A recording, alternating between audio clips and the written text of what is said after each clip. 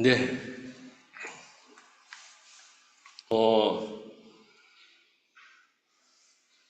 제가 휴가를 다녀오고 이제 9월이 돼서 교우님들 2주일 만에 뵙는 것 같네요. 다들 여름 휴가들을 잘 사용하셨는지, 예, 그런 생각을 좀 가지면서 오늘 이제 로마서의 이제 중심으로 들어가도록 하겠습니다. 이제 우리가 초대교회 이야기 이제 거의 중심에 막바지에 이제 다루기 때문에 마지막 서신은 이제 로마서인데요. 우리가 지난번에 로마서 1장 18절을 읽으면서 로마서를 읽으면서 이 로마서의 주제는 로마 문명의 심판이다. 그런 말씀을 드렸죠. 제일 유명한 본문이 하나님의 진노가 모든 경건하지 않음과 불의에 대하여 나타났다. 이렇게 되어 있는 이런 말씀. 그러니까 이제 로마라고 하는 그 세계를 지배하고 있는 이런 문명에 대해서 아직은 약한 기독교의 사도인 바울이 하나님의 진노가 이 문명 위에 지금 심판을 위해서 나타나고 있다. 이런 아주 담대한 얘기를 하는데, 이 바울의 이 로마서에서 하는 로마 문명에 대한 그 제국이죠. 제국에 대한 비판의 핵심은 시편과 예언서를 중심으로 가져와서 1장부터 3장까지가 로마 문명에 대한 비판이거든요. 그 다음에 이제 뭐 이스라엘에 대한 얘기들 쭉 이렇게 얘기가 나오는데, 그 시편과, 그러니까 이 사람은 이제 바울은 히브리 사람이잖아요. 유대인이 이제 로마에 이제 들어가기에 앞서서 로마 문명을 바라볼 때에 유대인 사도가 이 문명은 하나님의 진노와 심판 아래 있다. 이렇게 지금 그 말씀을 하고 계시는 거예요. 그랬을 때 그 심판을 얘기하면서 이 유대인 사도가 갖다 쓰는 것이 구약의 시편과 예언서인데, 제가 어떤 내용인지를 시편 71편 1절로 2절 말씀을 한번 제가 읽어보겠습니다. 여호와여, 내가 죽게 피하오니 내가 영원히 수치를 당하게 하지 마소서. 주의 의로 나를 건지시며 나를 풀어주시며 주의 귀를 내게 기울이사 나를 구원하소서. 그 다음에 시편 141편 9편입니다. 나를 지키사 그들이 나를 잡으려고 놓은 올무와 악을 행하는 자들의 함정을 벗어나게 하옵소서. 악인은 자기의 그물에 걸리게 하시고 나만은 온전히 면하게 하소서. 이 내용 전부가 약한 자들이 이 강한 자들에 대해서 자꾸 자기들을 수치스럽게 만들고 혐오하게 만들고 모욕적으로 만드는 그 사람들에서 나를 주의 의로, 주의 정의로 나를 풀어주시고 내 목소리에 귀를 기울여 주옵소서. 그런 것이 71편이라면 141편은 나를 잡으려고 그들이 놓은 올무와 악을 행하는 자들의 함정에서 벗어나게 하옵소서. 그러니까 힘센 자들이 이 약한 자들을 잡으려고 놓은 올무와 악을 행하는 자들의 함정, 올무와 함정으로 자꾸 약한 자들을 괴롭힌다는 거예요. 그런 것에서 나를 구하옵소서. 이런 시편을 인용하면서 로마 문명을 심판하는 거예요. 그리고 이제 12장 가면은 2세대를 본받지 말라. 2세대가 뭐예요? 로마 문명이 이 세상을 지배하는 이 세대를 본받지 말고 이 제국을 흉내내지 말고, 제국을 부러워하지 말고, 그리고 그 제국의 문명 안에서 아직은 약하지만 신앙을 갖고 있는 너희들의 자신의 신앙을, 복음을 부끄러워하지 말라. 제국을 부러워하지 말고 복음을 부끄러워하지 말라. 이렇게 하면서 너의 지체를 의의 도구로 하나님께 드려라.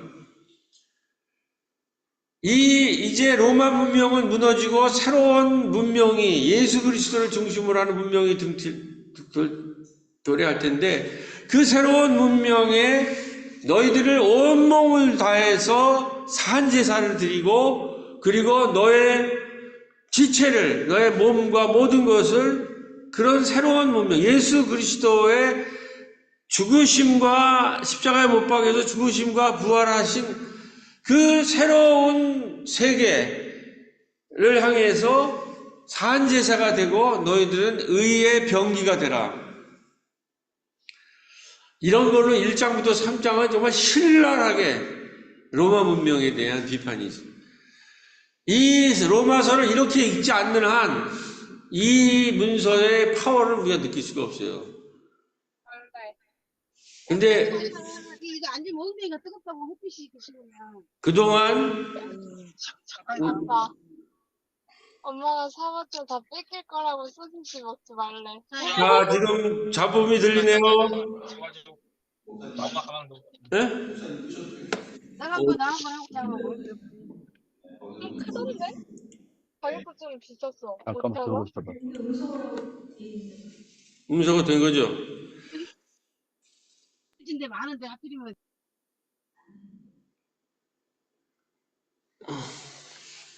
어.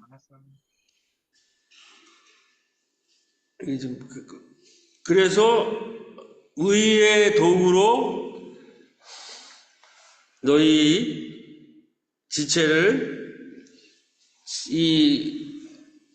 그 새로운 예수 그리스도의 죽으심과 부활하셔서 새로운 문명을 만드시는, 새로운 삶을 주신 거기에 산 제물로 드리고 너희들은 의의 병기가 되라. 이렇게 쓴 거예요.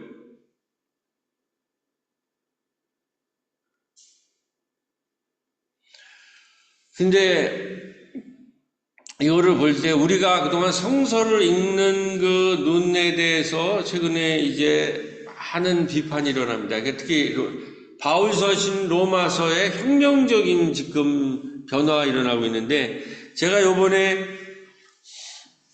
이 주석서로 썼던 거는 이렇게 두꺼운 책인데, 로마서를 무장해제하다라는 책을 가지고 썼는데, 하여튼 이분도 그렇지만 이게 최신판이기 때문에 많은 걸 배워서 제가 지난 설교에 이렇게 했는데, 이러한 책이 이제 바울 읽기에, 새로운 바울 읽기라는 게 이미 등장을 했어요. 그러니까 저희들이 신학을 배웠을 때 이후에 전 세계적으로 바울 서신이 그동안 우리가 읽었던 것이 많은 문제가 있다.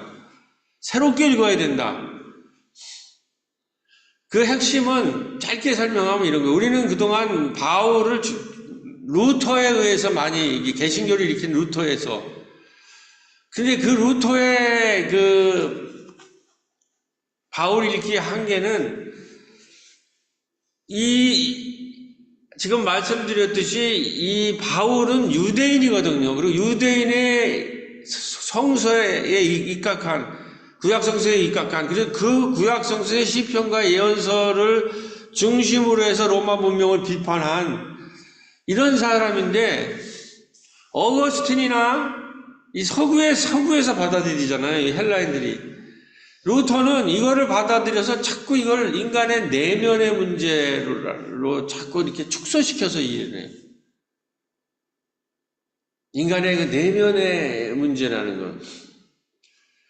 그런 게 아니다라는 거. 그래서 그 루터식으로, 물론 루터식인 게 다 잘못됐다는 게 아니라 한계가 있다는 거예요. 그거를 해서 넘어선 게 스탠더리라고 하는 하버드 대학에 있는 학자가 루터식의 바울 읽기를 이제 넘어서서 이제 변화를 줬고, 그 이후에 앤더슨이라고 하는 사람이 이제 또 한 번에 큰 새로운 바울 읽기라는 이런 거를 해서 이 바울의 로마서의 핵심은 개인 구원적인 개인의 내면에 대한 것이 아니라 로마 문명과 싸우면서 이 로마 문명의 이 타락상을 어떻게 극복할 거냐라는 그거로 쓴 로마 문명에 대한 심판으로 읽어야 된다. 근데 그 심판의 핵심은 뭐냐? 여기 나오는 하나님의 의라는 거예요. 근데 이 하나님의 의도 이게 번역이 잘못된다는 거예요. 하나님의 의가 아니라 의라는 건 그냥 개인적인 의도 있잖아요. 하나님의 의가 아니라 하나님의 정의라는 거예요. 그러니까 바울이 로마라고 하는 문명이 이 정의가 완전히 붕괴됐던 아까 시편에서 바울이 인용한 게 뭐예요? 약자들을 전부 강자들이 지배하는 그것에 대한 것을 전부 가져와서 이 로마 문명을 심판하는 거예요. 하나님의 정의, 정의로운 심판, 사회적 정의. 그래서 너희들의 몸을 기뻐하는 거룩한 산 제물로 드리라는 그 유명한 말이라는 이 정의에 예수님은 정의를 로마 문명과 유대인들의 그 압제적인 그 문명의 정의를 구현하다가 십자가에 못 박혀서 죽었잖아요. 그리고 부활했잖아요. 그 예수가 구현한 그 삶에 산 몸으로 제사를 드려다 우리도 산 제사물을 드리고는 정의를 구현하라는 거예요. 그냥 하나님의 의를 구현하라는 게 아니라 하나님의 의를 구현하는 게 정의를 구현하라. 이런 얘기가 이 로마서의 핵심이라는 겁니다. 자, 여기서 이제 본문으로 깊이 들어갑니다. 오늘 우리가 읽은 부분 3장 22절에 중요한 것이 있는데 여기에 뭐냐? 율법 외에 하나님의 한 의가 나타났으니 율법과 선지자들에게 증거를 받은 것이라 이렇게 나왔잖아요. 지금 바울은 이 로마 문명과 함께 유대교를 비판하는 거예요. 근데 뭐냐면 율법 위에 하나님의 한 의가 하늘로부터 나타났다는 게 새로운 의가. 이거는 뭘 의미합니까? 우리가 세상에 정의를 세울 때 우리가 뭘 가지고 정의를 세워요? 지금도 그렇죠. 법으로 정의를 세우잖아요. 법치국가. 이게 잘못됐다, 틀렸다, 그리고 그것에서 심판하는 거는 누가 심판해요? 판사들이 심판하고 그 판사들은 뭘 가지고 해요? 법을 가지고 하잖아요. 그 법에는 로마인들의 정의를 세우는 법이 로마법이라는 게 있죠. 로마인들은 그거를 위해서 나름대로 시민사회를 갖고 있어 굉장히 당대의 치밀한 로마법을 갖고 있어요. 유대인들은 율법을 가지고 있었죠. 예수님이 그렇게 쌓은 율법. 예수님까지 다 거치고 예수님이 그 법에 의해서 예수님이 무슨 법에 의해서 심판받고 죽임을 당했어요. 그 로마법과 그 유대 율법에 의해서 심판을 받고 죽었다가 부활한 거예요. 그거를 유대의 율법에 아주 정통한 데다가 로마 시민이고 배울 만큼 배운 바울이 그 모든 거를 전부 본 거예요. 그리고 처음에는 이 천민들의 종교인 이 예수교를 잡아 죽이려고 갔다가 그들의 삶을 보고 예수라는 사람이 누군가라는 거를 그들의 쫓는 무리에서 느낀 다음에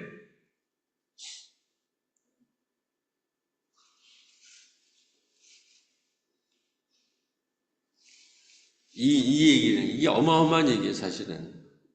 이게 로마서를 이해를 해야 된다는 게, 이게 지금 세상을 정의롭게 하고 있다는 로마 법이 메시아를 죽였다는 거예요. 정의를 세우기커녕 하나님의 아들이 왔는데 하나님의 아들을 죽이는 데 사용한 법이 로마 법이라는 거예요.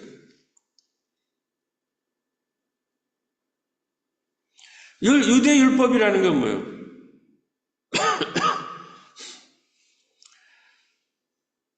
그 율법에 따라서 메시아 예수들을 알아보지 못하고 제국의 로마 군인들에게 메시아를 넘긴. 그러니까 로마법으로도 유대법으로도 세상을 구원할 수 없다라고 판단한 거예요. 사도 바울이 예수를 만나고. 그래서 그럼 어떻게 세상을 구원받을까? 법으로 세상을 구원할 수 없다는 거예요. 로마법같이는 아주 문명적인 것 척하는 그 법도 우리를 구원할 길이 없다는 거예요. 그 종교 천재들이 만든 율법도 우리를 구원할 길이 없다는 거예요. 그러면 이 세상을 어떻게 구원할 거냐? 율법 외에 하나님의 한 의가 하늘로부터 나타났다는 거예요. 법으로 정의가 세워지지 않고 법으로 우리가 구원할 수 없으니까 하나님이 자기 아들을 보내서는데 우리가 정의로 세운다고 하는 로마법과 율법의 합작에 의해서 그 메시아를 처형했다라는 거예요. 그러니까 로마법이든 유대 율법으로 우리가 구원이 되는 게 아니라 법으로 구원할 수 없으니까 뭘로 가야 되냐면 예수를 믿음을 통해서 예수의 삶을 믿는 것을 통해서 구원받을 뿐이 없다라고 보는 거예요. 이게 율법에 의하지 않고 이신칭의의 핵심적인 거예요. 우리는 율법, 로마법이나 유대법에 의해서 구원을 받을 수 있는 게 아니라 예수를 믿음으로 믿음에 의해서 칭의, 의롭다함을 받을 수 있다는 거예요. 그러니까 예수를 법이 아니라 예수라는 인격을 믿음으로써 법이 아니라 예수의 인격을 따름으로써 이게 또 웬일이야? 방해하는 게 많았어.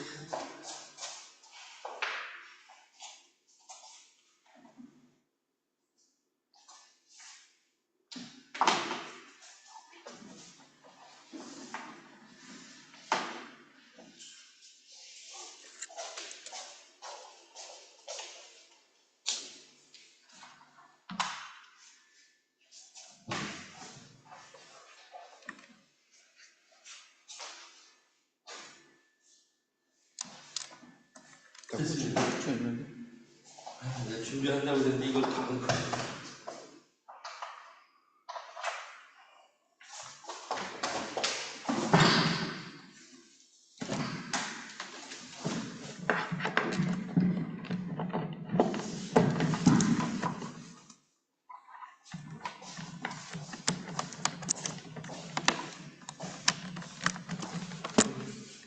네.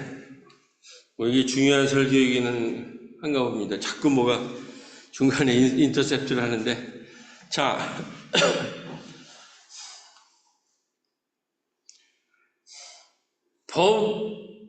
법으로, 우리가 있잖아요. 우리가 무슨 교통법 잘 지켜라, 이렇게 계속 해가지고 사람이 변화되는 거 아니고, 우리가 의롭다 되는 거 아니잖아요. 억지로 지키는 거잖아요. 모학선생처럼. 아무리 좋은 법이라도 이게 우리를 의롭게 하지 못하고 구원받을 수 없는 거예요. 그래서 이 법을 대체하기 위해서 그 법이라는 게 정의를 세우겠다는 게 결국 예수를 죽이는 데 합작했어요.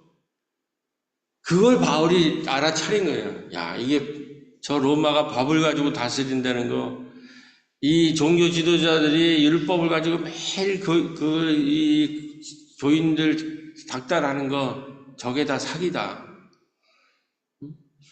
그러니까 십자가가 부활해준 예수가 그 법에 의해서 십자가에 못 박혀 죽고 부활한 그 삶에서 그걸 믿음에서 그것을 따름에서 결국 공동체가 탄생하고 우리가 의롭다함을 받을 수 있고 세상을 구원할 수 있다.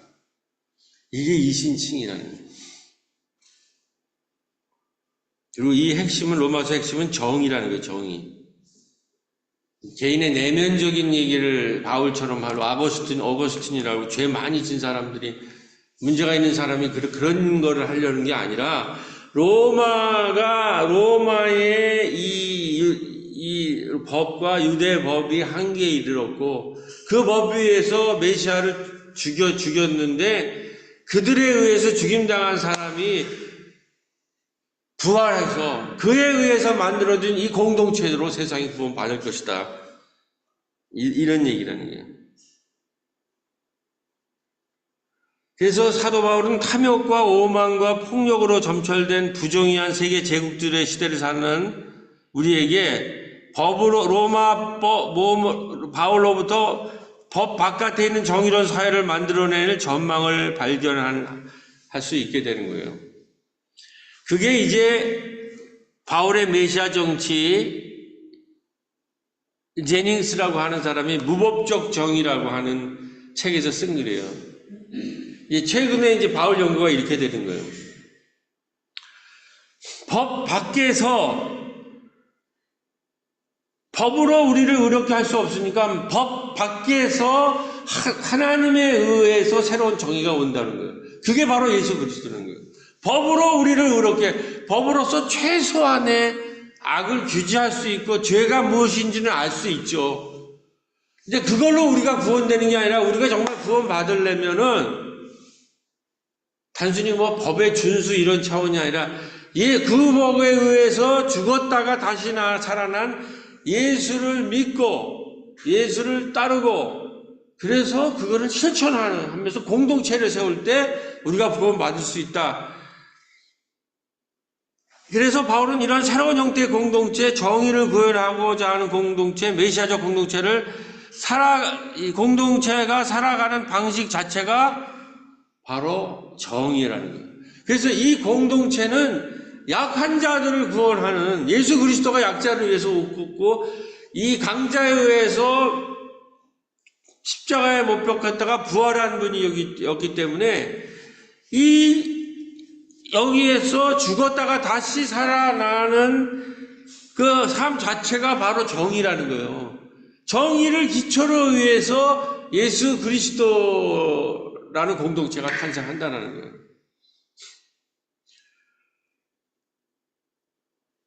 그렇기 때문에 이 공동체는 하늘로부터 오는 메시아적 공동체의 정의의 요청과 요구에 부응하는 정의로운 자들의 공동체가 되어야 돼요. 근데 이게 왜 가능하냐면 우리가 믿는 예수가 세상 법에 의해서 처형당한 예수 자체가 바로 죽기까지 이 정의를 위해서 싸우다가 죽임을 당한 사람이에요. 세상 법에 의해서 로마와 유대 법에 의해서 세상의 약한 자를 구원하려다가 정의를 실현하다가 죽임을 당한 사람이란 말이에요. 그 사람을 그게 하늘로부터 온 메시아인데 그 사람의 그게 예수님이 하나님 앞에 충성을 다해서 충실을 당해서 모든 것을 내놓고 하나님의 법 세상 법이 하나님의 법을 따르다가 죽임을 당했지만 부활했다는 거예요.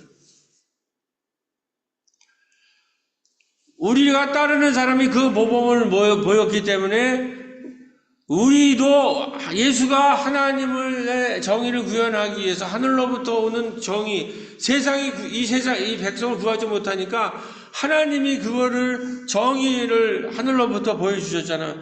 그것을 따르기 위해서 충성을 다하다가 십자가에 못 박혀 죽었다가 부활한. 그래서 충실하게 하나님의 정의로운 법을 따르다가 죽었다가 부활하는 것이 우리의 메시아이기 때문에 이 따르는 무리들도 그 예수의 삶을 따르는데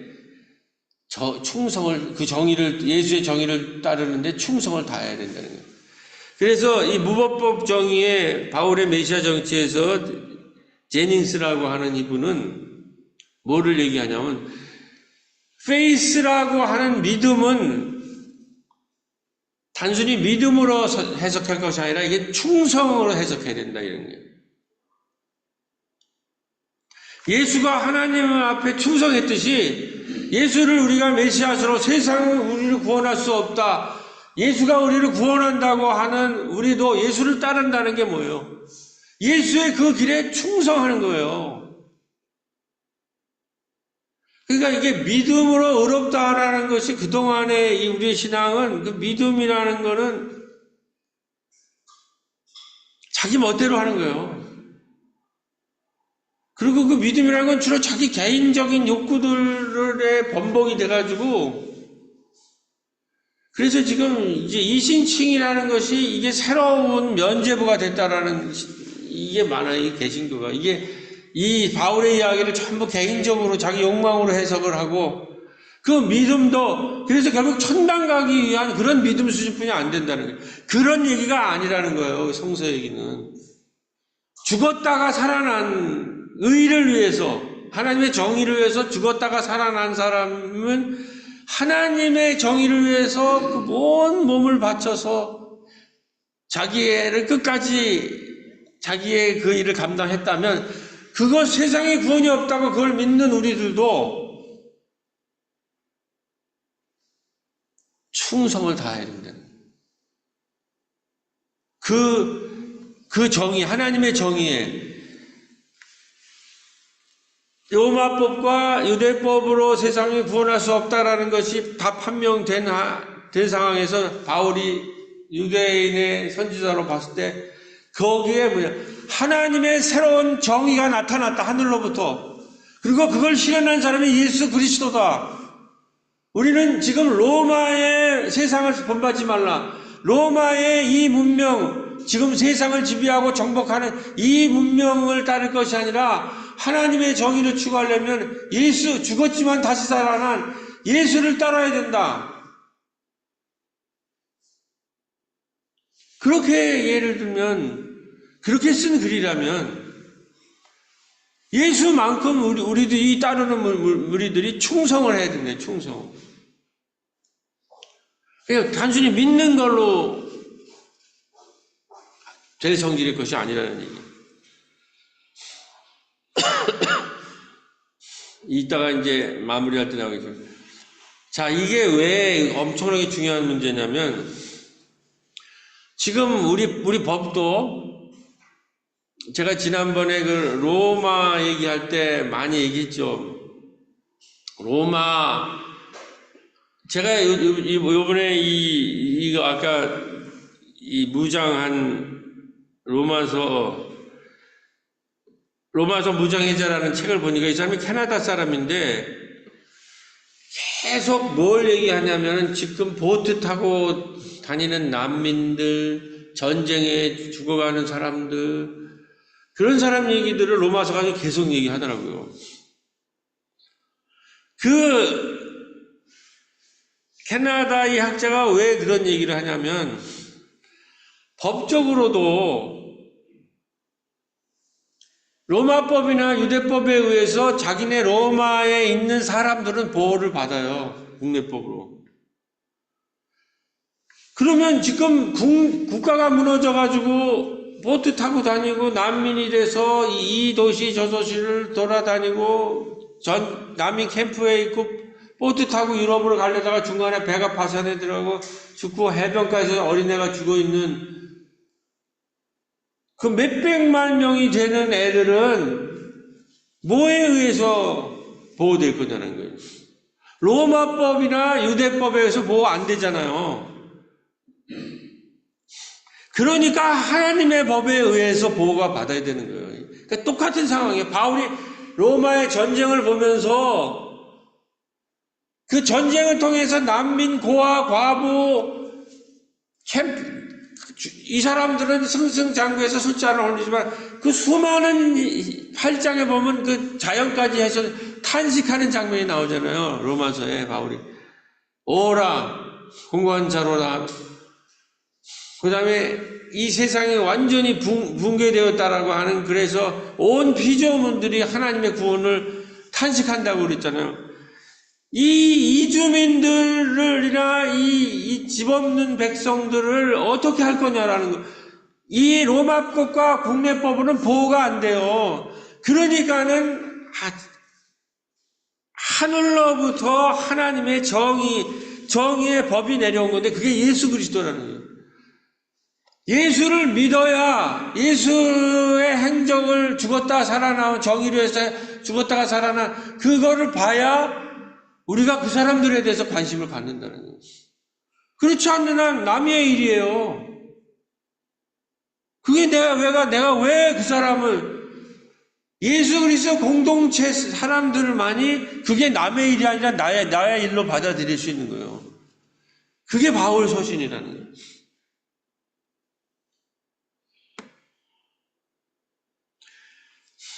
자, 제가 이걸 휴가 전후로 읽었기 때문에 다다음 주에 제가 한 번 더 할 텐데 오늘은 이걸 휴가에 좀 맞춰서 그러니까 결국은 이 바울이라고 하는 사람은 로마 문명이 하나님의 심판에 임박했기 때문에 완전히 새로운 문명, 로마법과 유대법으로 안 되기 때문에 하나님의 법으로 그걸 법을 따르다가 십자가 못 박혀 죽었지만 부활해서 공동체를 세운 여기에 희망이 있는데 이 공동체는 로마라고 하는 제국의 라이프 스타일이나 제국의 삶을 모방하거나 따라서는 안 된다는 거예요.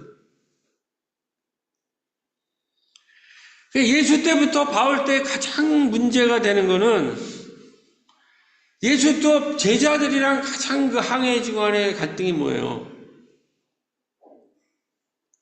새로운 공동체를 만들어 놨더니 이 사람들이 예수를 따르는 게 아니라 예수의 길을 십자가의 이걸 따르는 게 아니라 제국의 문명이나 유대의 그 회당 문화, 지배자들의 그러니까 바리새와 헤롯의 그 문명을 부러워하고 거기에 누룩에 오염됐다라는 거예요. 그러니까 예수님의 제자들에 대한 비판은 뭐예요? 너는 내 길을 따르려고 하는 게 아니라 바리새와 헤롯의 누룩에 오염됐다라는 게 항해 내내 예수와의 제자들과의 갈등 아니에요. 바울과 초대교회의 갈등은 뭐냐? 초대교회 교인들이 지금 1장에 뭐라고 그랬어요? 지난주에 설교. 새로운 공동체에 들어와 있지만 이 사람들의 속마음은 로마 문명을 그 고린도 교회가 대표죠. 로마 문명의 그 부유한 거 그거를 부러워하고 자기들의 십자가를 부끄러워하고 있다는 거예요. 그래서 바울이 뭐라? 나는 로마 교인들한테 십자가를 복음을 부끄러워하지 않는다고 쓰는 거예요. 당시에 많은 사람이 공동체에 들어왔지만 예수를 따라 나가려고 예수를 믿는다고 하지만 예수의 라이프 스타일, 삶 이거를 따르려고 하는 사람은 없는 거예요. 그게 현실이었던 거예요. 그때도. 그러니까 그거를 그 누룩에 오염되지 말고 그걸 부러워하지 말고 제국과 로마와 우리나라는 강남 문화를 흠모하지 말라는. 근데 가만히 우리가 그래서 제가 이제 지난번에 그 설교하면서 이런 거지. 제국의 이야기와 스타일을 없는 여름 휴가, 가을 맛을 상상하기. 어떻게 이 휴가를 지금 보니까, 제가 요즘 인터넷을 보니까, 전부 사람들의 마음이 그 부자들, 부유한 사람들 흉내내고, 그러니까 아까 그 책의 비판은 뭐냐면, 로마 문명의 핵심은 뭐예요? 상품과 소비와 과시 문화잖아요. 우리들의 휴가 문화도, 우리들의 교회 문화도 이런데 전부 오염되어 있는 거예요. 전부 상품 문화, 소비 문화, 얼마나 내가 많이 소비하고, 얼마나 많은 상품을 사는가, 얼마나 좋은 데 가서 하는가, 뭐 이런 거 과시하는 거. 이런 걸 넘어서지 못해요. 기독교가 또 특별한 대안을 갖고 있지 못해요. 그래서 지난번 설교할 때, 안식의 필요성, 선물의 윤리, 이야기의 힘, 공동체 역할, 이런 거를 염두에 두고, 근데 사실 이런 모델을 만들기 쉽지 않아요. 워낙 이 소비 문화와 물질 문명과 소비 문화가 세기 때문에 전부 개인, 개체, 가족 단위로 공동체적인 안식과 공동체적인 이러한 휴가와 이런 거가 이미 다 깨졌어요. 이 서구에서부터 깨졌는데 언제부터 시작됐나? 자동차가 교회에 들어오기 시작하면서 교회 공동체로 안 모여요. 전부 자동차 타고 개별적으로 다 흩어져요. 그거를 막아낼 길이 없어요, 공동체가. 근데 제가 어떻게 제주도로 여름 마을 대학 수련회를 가면서 좀 길게 있었죠, 제가. 거기 제주도 간 김에 제 개인교화까지 한 일주일 있으면서, 이 제국의 문화를 넘어설 수 있는 길을 하나님이 좀 보여주셔서 이제 10분 남아서 그 얘기를 하면서 마무리하도록 하겠습니다. 여기 보면 해변가에서 마을대학 제주 워크숍 8월 며칠 23일인가? 예. 거기에서 이제 전국에서 마을대학 하는 사람들이 이제 여기 모였는데 왜 여기가 됐냐면 제주 신화연구소라고 우리 마을대학에 제주 신화연구소를 하는 김지영 박사님이 이제 초청을 했어요. 이분이 백규환 선생 며느님이에요. 그리고 전태일물 학상 같은 것도 타고 그런 분인데 자기가 이제 그걸 하나 운영하고 있다고 그러더라고요. 카페 겸 이렇게 숙박도 할 수 있는. 그래서 근데 보니까 그 카페가 바닷가 바로 앞에 있는 거예요. 그래서 저렴한 걸로 우리를 이제 뭐 처음에 15명까지 갔는데 뭐 꼭 이런 데 가면 사고가 나서 이제 11명이잖아요. 차 한 대를 빌렸는데 11명이 딱 타고 아주 잘 지냈습니다. 거기서 뭐 온갖 얘기를 다 하는데 그 본 데가 그랬을 때에 이제 신화연구소라니까 제주대 신화연구소 박사에 이걸 제일 잘 설명할 수 있는 그 신화 박사가 이제 타고 우리를 가이드 해준 거예요. 그 다음에 겹시대안학교, 그 다음에 트립티의 아침, 트립티부터는 제가 개인 휴가를 보낸 거예요. 그래서 이제 우리 교회와 함께 할 생각도 좀 해서 제가 좀 말씀을 드리면, 길지만 이 사람이 이제 박사인데 굉장히 깐깐한 사람이 이 얘기니까 이게 소위 말해서 제주도의 이 근당 문화라는 게 있잖아요.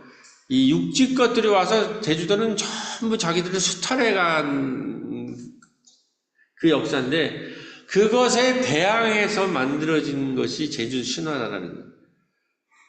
그러니까 뭐 길지만은 뭐 저한테 마음에 들렸던, 왜냐하면 지금 뉴라이트라고 하는 것들이 우리 사회를 완전히 갉아먹고 있기 때문에 이게 왜 뉴라이트가 이렇게 등장하느냐.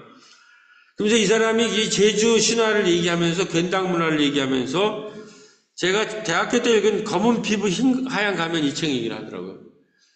기억하실지 모르지만 이 책은 뭐냐면 프란츠 파농이라고 알제리의 의사예요.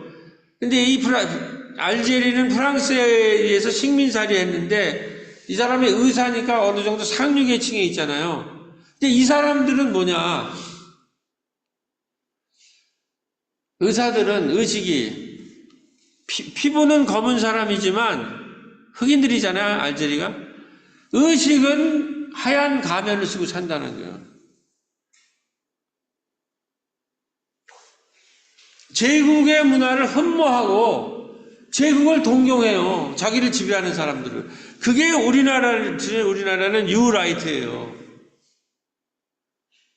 바울이 바로 이 얘기를 하는 거예요. 제가 이제 이걸 설교 준비를 하고 있었기 때문에 설교 흐름만 하고 이 예화를 못했는데 딱 잡힌 거죠. 야, 이 바울의 이 얘기가 이 얘기구나. 세상 문화를 흠모하지 마라.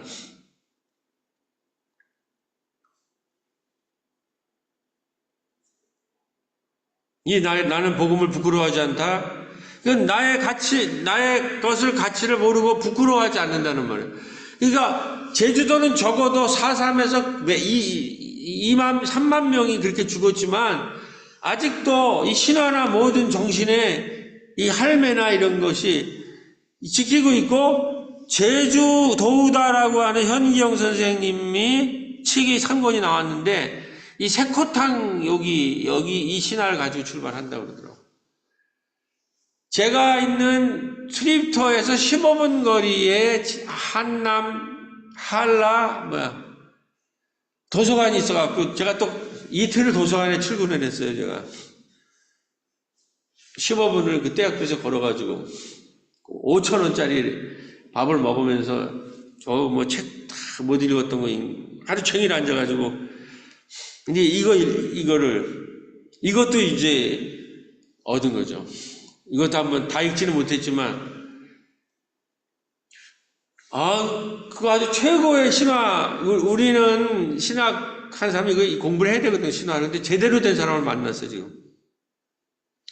그리고 나서 벽시대안학교 여기를 갔는데, 가까운 광명에 이제 소면서 대안학교 붐이 일어났을 때 학부모들이 모여가지고 대안학교를 했었대요. 근데 이제 학부모 사이에 이제 의견이 갈려가지고 한 그룹은 대학교 가는 걸 목표로 하고 한 그룹은 대학교가 아니라 아이들 심성을 더 한다고 했는데, 그 선생이 몸이 아파갖고 제주도에 여행을 갔다가 그 선생님을 쫓아가지고 아이들이 10대 명이 온 것 같아요. 그래가지고 이 벽시학교를 하고 하는데, 들어보니까 애들이 그 목수 하나라고 해서 그 학교를 다 졌어, 자기들이.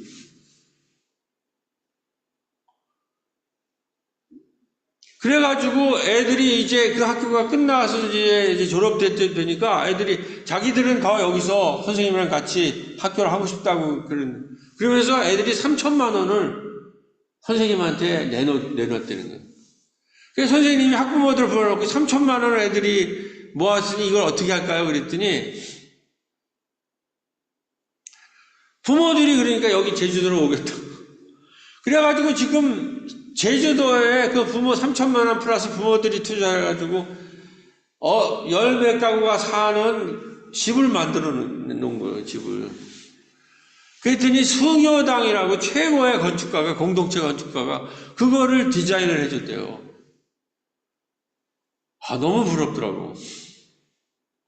저도 평생에 그걸 하고 싶었는데 그걸 이렇게 해서 하고 여기 그래가지고 걔들이 여기서 이제 일자리도 없고 이제 살 거야. 부모들이랑 같이 사는 건데, 거기 동네 어르신들한테 얘네들이 한글도 가르치고 미술도 가르쳐가지고 창고 미술관이라는 거에 그 어르신들 집에 미술관이 있어. 자기들이 그린 그림들이 다 여기 있어요. 처음에는 자기들 한글 배우는 거, 못한다, 그림 못 그린다 그랬는데, 자기들이 평생을 노동하고 바닷가에 있더니 그 바닷가에 그 조개랑을 기가 막히게 너무나 잘해요. 그런데 얘네들이 이번 10월 26일 날 순천에서 전태일 연극제를 얘네들이 한다는 거예요. 근데 마침 마을대학에 순천에서 생태학교를 추진하는 사랑어린이 마을 배움터 목사님 오셨어요. 그래서 우리 교회 이후로 지금 여기에 청개구리 버스, 그 다음에 광화문에 있는 어느 교회요? 안병무 박사가 세운 향린교회 이후에 여기를 아마 CBS에서 취재할 것 같아요. 전부 이제 우리 쪽이라는 걸 집중적으로 취재하는데 여기도 제가 소개해 드렸어요. 그래서 10월 26일 날 순천에 올라간다 그래서 우리 마을대학 팀이 순천으로 내려가요. 응원하러. 이렇게 지금 우리의 목표는 여행학교라는 걸 이번에 하려고 그랬는데 지금 여행학교가 이제 되는 거예요. 이제 제주도 여기 성공을 했어요. 얘네들 순천 왔을 때 우리도 같이 여행가는.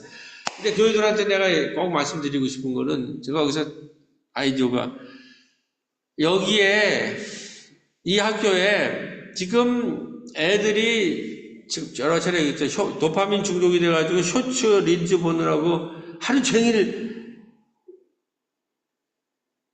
핸드폰만 들여다보는 애들 있잖아요. 이런 애들이 이 학교에 오면 두세 달만 지나면 그것이 완전히 다 치료되고 나간대요.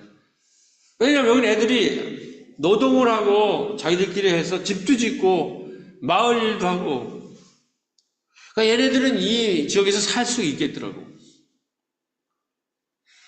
그러니까 이 청소년들이 지금 제가 미국에서도 이거 지금 도파민 중독 때문에 애들이 어디 가나 이것만 하고 있어.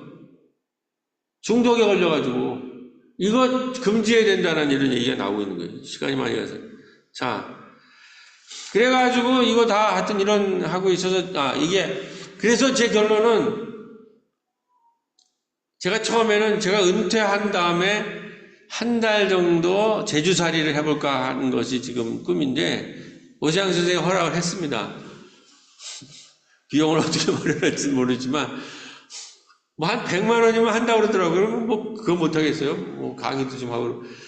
이제 그래서 이 두 군데가 나오더는 거예요. 신화연구소에 있는 저기서 하는 그 숙박업소랑 트립터라고 하는 우리 선배가 하는 두 군데에서 이제 하는데 생각해보니까 우리가 11월에 청년들 여행학교를 우리 지금 마을대학에서 마을학교를 한다고 그랬잖아요. 우리 약대동에서는 지금 헌금한 게 있어서 청년 여행학교를 하는데 그때의 청년학교를 제주도에 도전할 수는 없는가 그런 생각이 있어요. 그걸 제가 연결할 수 있으니까 트립터나 거기들. 그 바다 앞에는 충분히 가능해요. 올해 힘들면 내년 여름에를 전교인이 그 청년 여행에다가 붙여가지고 전교인들을 한번 여름에 이 양쪽 그거를 좀 디자인해서 제가 그 얘기했더니 그 정재영 박사가 얼마든지 오라고 자기가 이거를 옛날에 누구한테 넘겼다고 했는데 자기가 이제 이거를 운영해야 될 입장이 있다고 내가 간단하게 여기 올 거니까 와야 된다고 막 이렇게 강요하듯이 하더라고. 하여튼 그냥 제 생각이에요. 근데 영감을 얻은 거예요. 이게 그래서 거기에서 진짜 도파민 이런 거 좀 치료하고 싶은 사람은 몇 달 머물게 하고 주변에 그런 애들 많잖아요. 우리 어른 중에서도 이런 식으로 여름 휴가를 해야 되지 않을까. 공동체와 함께 이웃과 함께 그래서 좀 공부도 좀 하고 근데 이게 꼭 제주도는 너무 비용이 드니까 앞으로 마을학교 하면 순천 이런 데 젊은 마을학교가 생겨요. 거기랑 네트워크해서 거기 가면 이제 거기에 지역에 있는 강사, 우리 약대동에 오면 우리가 여기 마을 강사들이 다 있잖아요. 마을 소개해주고. 이게 지금 전국에 만들어질 수 있다는 거예요. 자, 그래서 결론은 제주 트립터에서 원래 여기서 제가 예약을 했는데 여기는 누구냐면 이 최정의팔이라고 하는 목사님이신데 이 목사님은 서울대학교 사회학과 출신인데 졸업을 해가지고 신학을 했는데 신학하기 전에 종교 쪽 신문 기자를 하시다가 신학을 했어요. 이제 기독교 장로에. 그런데 이분은 평생 아까 말한 이주민들을 선교한 거예요. 그러다가 이주민 선교하다가 트립티라고 하는 공정무역을 해가지고 여기 서울에 그 가게를 냈어요. 근데 어느 날 제주도에 트립티를 내셨다고 숙박업소를 한다고 그래갖고 내가 제주도 갈 기회가 있으면 꼭 가야 되겠다고 하고 벼르다가 요번에 가면서 내가 따로 휴가를 쓰지 말고 거기에서 며칠 더 있으면 좋겠다. 그래가지고 이제 여기를 예약을 했는데 그래서 이제 여기 끝나고 나서 접시랑 신화 그거 하고 우리 하는 거 다 끝나고 나서 이제 저는 트위터로 이제 갔는데 하루씩 김영철 목사랑 몇 사람이 하루씩 더 묵는다 그래가지고 나는 3일 정도 묵고 이제 이분들은 하루 묵고 갔어요. 근데 우리가 하루 묵는다고 하니까 우리 마지막에 그 영성 춤 세라피를 가르쳐 준 미국에서 사회 사업을 가리키시던 은퇴 여교수가 우리 이런 모임 한다고 영성춤을 가리키시는데 여기 이 해변가, 제주 해변가에서 이걸 틀어놓고 우리가 영성춤을 1시간을 했어요. 바닷가에서. 그래서 이제 좀 아쉬웠고, 이제 내가 좀 잘 배웠으면 여기도 어르신도 한번 하는데 하여튼. 그랬는데 이분이랑 여기 가니까 제주에 장한라라고 여류 시인이 또 있어요. 두 사람이 우리 밥을 사주겠다고 온 거예요. 이분이 장한라고 이분이 은퇴 교수인데 김영철 목사, 최이팔 목사. 그래가지고 이제 또 기타를 치면서 노래를 하고 시를 읊는 걸 또 찍어가지고 이제 여기다가 올려주셨는데 이때에 무슨 일이 일어나면 이런 대화를 하는데 여기에 필리핀 또 친구들이 왔는데 큰 병이 걸려가지고 입원을 했는데 이제 입원비가 없는 거예요. 이주민이죠. 근데 이 목사님이 이 일을 평생 하신다 보니까 모금운동에 나섰는데 나도 갔는데 아침 먹다가 이런 것이 있는데 지금 다 찾는데 딱 20몇만 원이 모자라는데 자네들이 좀 하게 그래가지고 해야지 이렇게 했는데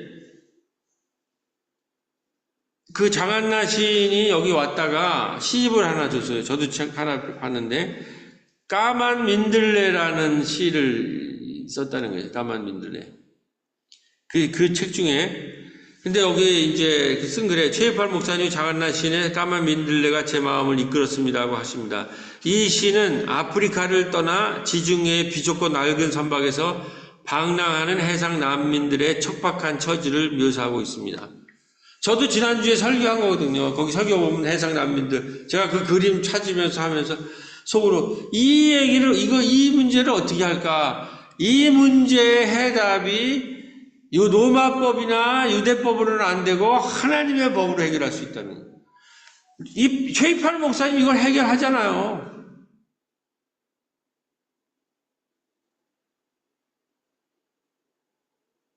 우리의 영성이, 우리의 휴가가 이런 걸 느끼는 휴가가 되는 게 소비적인. 물론 너무 율법적으로 또 개인적으로 가족 단위로 그런 것도 하고 그런데 제가 목사로서 이걸 권면하는 겁니다. 제국의 이야기와 스타일 넘어 여름 휴가와 가을 마시를 상상하기. 이 흐름을 가지고 가을에 동네 어른들을 모시는데 새로운 하나님 나라 일하기는 안식의 순간 공동체임 함께하는 안식, 자연의 안식. 오늘도 또 오바를 해서 죄송합니다. 하여튼 이런 하나님의 로마서가 정말 뭔가 로마서가 우리에게 이 해상 난민이나 정말 이 불의에 신음하는 이 사람은 이 세상 법으로 구원할 수 없는 걸 누가 구원할 거예요? 그게 예수 그리스도입니다. 예수 그리스도의 성령의 법이 거기에 참여하는 우리들은 예수를 믿어서 의롭다 하는 걸 하는 것이 아니라 예수를 따르고 예수의 그 나라에 충성하는 그래서 온 몸으로 산제사를 드리는 그런 하나님의 백성이 다 되시기를 주님의 이름으로 간절히 기도드립니다. 네.